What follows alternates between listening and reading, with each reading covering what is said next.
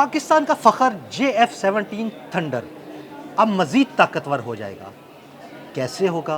आमिर रज़ा मेरे साथ मौजूद हैं। आमिर रज़ा से बात करते हैं। आमिर भाई, सुना है कि कोई नया इंजन रशिया पाकिस्तान को देने वाला है जो JF-17 थंडर में लगाया जाएगा। इस हवाले से हमारे नाज़रीन को बताइएगा। जी बिल्कुल, आपने सही सुना है कि पाकिस्तान JF-17 थंडर ब्लॉक 3 में नया रूसी इंजन जो है इस्तेमाल कर रहे हैं। अगर आपके इल्म में है तो पहले JF-17 थंडर में हम WS-13 इंजन इस्तेमाल किया करते थे। ब्लॉक 3 की बात कर रहा हूँ।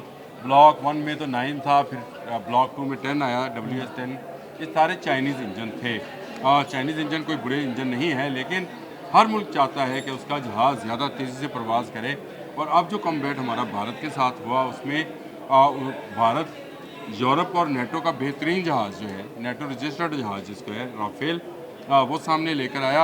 वो हमने उसको गिरा लिया। J-10C हमारे पास था और JF-17 थंडर ब्लॉक 3 मौजूद था।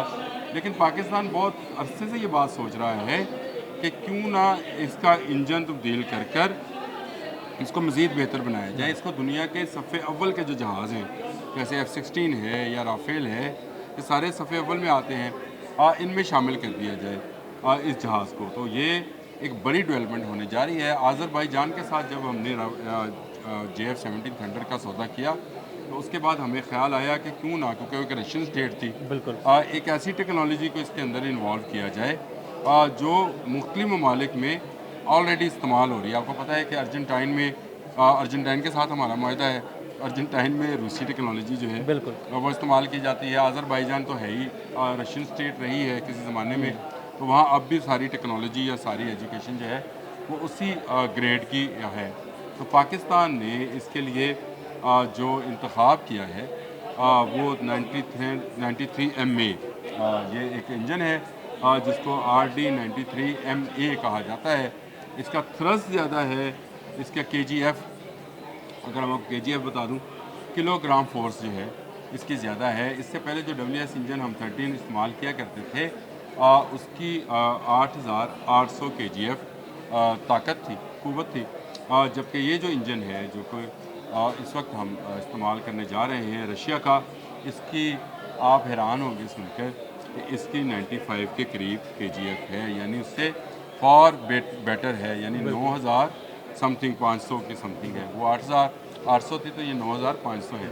तो ये इसके बाद एक तेज़ रफ्तार जहाज़ हो जाएगा। और सबसे बड़ी खासियत जो इसमें आ जाएगी वो ये है कि ये ज़्यादा बुलंदी पर ज़्यादा जल्दी से जाएगा। जो लोग गाड़ियाँ चलाने वाले या मोटरसाइकिल चलाने वाले लोग हैं, अगर वो इसको इस तरह समझ सके तो इसकी पिक में इजाफा हो जाएगा। पिक में इजाफा हो जाएगा। हम कहते हैं ना जी मोटरसाइकिल की पिक बहुत है, ये 1 to 5 है, ये 250 है, तो इसकी पिक बहुत तेज़ है।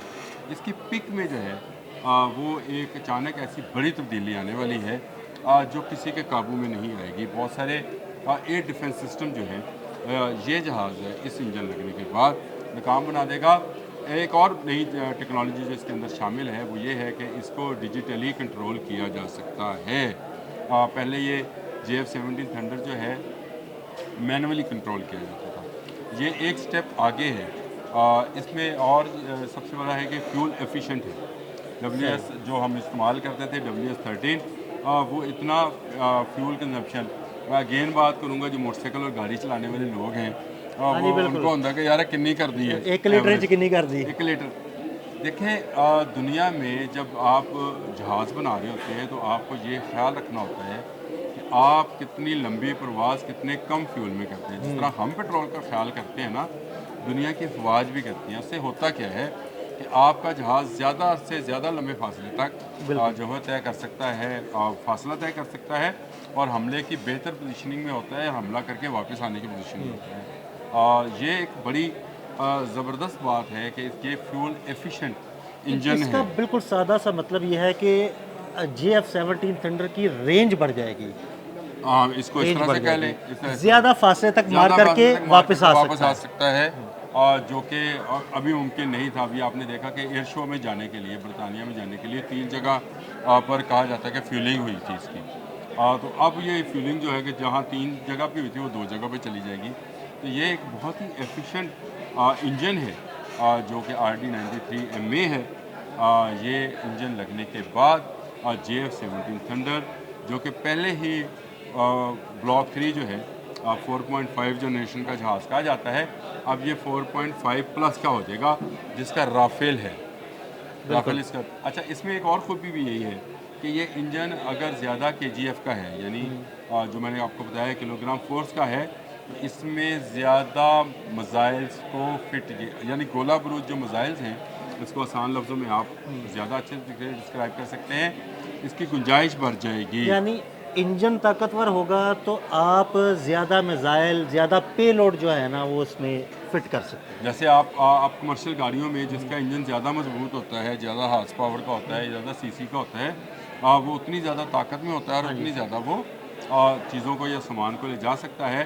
तो दुश्मन के लिए जो मौत का सामान है उसको ज़्यादा ले जाने के लिए भी ये इंजन बहुत अहम है। और इसकी सबसे बड़ी एक और बात वो ये है कि पाकिस्तान आहिस्ता आहिस्ता JF-17 थंडर में चाइनीज़ से बाहर निकल जाएगा। हमें चाइनीज़ टेक्नोलॉजी, हमारे भाई हैं, उनसे कोई गिला नहीं है, कोई शिकवा नहीं है, लेकिन अगर उनसे बेटर टेक्नोलॉजी हमें मिलती है तो उनको भी कोई इस पर इतराज़ नहीं है। और चाइनीज़ कभी हमें किसी टेक्नोलॉजी को लेने को रोकते यानी नहीं हैं। चाइनीज़ को अगर हम रशिया से ही इंजन लेके इसमें फिट कर रहे हैं तो चाइनीज़ को कोई एतराज़ तो अनिल नहीं भाई, है। अगर आप बात छेड़ ही दिए तो चले चलो इस पर मैं आपको बता देता हूँ कि चाइनीज़ जो हैं खुद भी लंबे अरसे से रशियन इंजन्स को ही कॉपी कर रहे हैं, सही। और बहुत लंबे अरसे तक तो अपने जहाज़ों में वो रशियन इंजन ही इस्तेमाल करते रहे हैं। और पाकिस्तान में टेक्नोलॉजी आने का मतलब होता है चाइना में टेक्नोलॉजी का। सही, बिल्कुल बिल्कुल। ये एक बड़ी अंडरस्टूड सी बात है कि जब दोनों के टेक्नीशियन, इंजीनियर्स, पायलट्स जो हैं इकट्ठे काम करते हैं तो दूसरे से एक दूसरे का एक्सपीरियंस भी वो जो है शेयर करते हैं। तो पाकिस्तान के पास अगर कोई ऐसी टेक्नोलॉजी आती है जो कि चाइनीज़ टेक्नोलॉजी से बेहतर है तो चाइनीज़ को क्या एतराज़ हो सकता है, बिल्कुल। क्योंकि उनको पता है कि उनके ही टेक्नीशियन, इंजीनियर्स, उनकी मशीनरी यहाँ पे इस्तेमाल की जाती है। और JF-17 थंडर में हम उनके मशहूर भी हैं।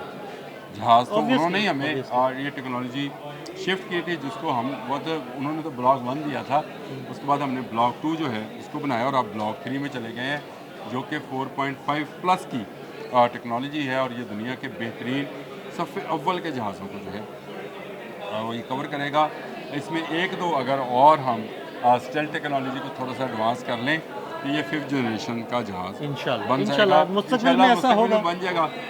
अभी ये इस तरह की टेक्नोलॉजी जो है पाकिस्तान ने डेवलप नहीं की है, लेकिन बहुत जल्द, क्योंकि रशिया का पाकिस्तान के साथ दिफाई नुक्ता नज़र से जॉइंट होना, मैं ये समझता हूँ कि हमें अमेरिका की जो दिफाई मजबूरियाँ जो उससे हमें पुर्जे वगैरह मिलते थे उससे हम बाहर निकल जाएंगे। वो जो हमें थ्रेट किया करता था कि आपको चीज़ें नहीं मिलेंगी, आपका स्पेयर पार्ट्स रुक जाएंगे, जैसे F-16 में उसने किया। अब ये टेक्नोलॉजी आने के बाद मैं समझता हूँ चाइनीज़ की टेक्नोलॉजी भी बेहतर होगी और JF-17 थंडर दुनिया में जो है एक ऐसा जहाज़ बनकर उभरेगा जिसका मुकाबला आप दुनिया के किसी भी 5th जनरेशन जहाज़ के साथ बिल्कुल।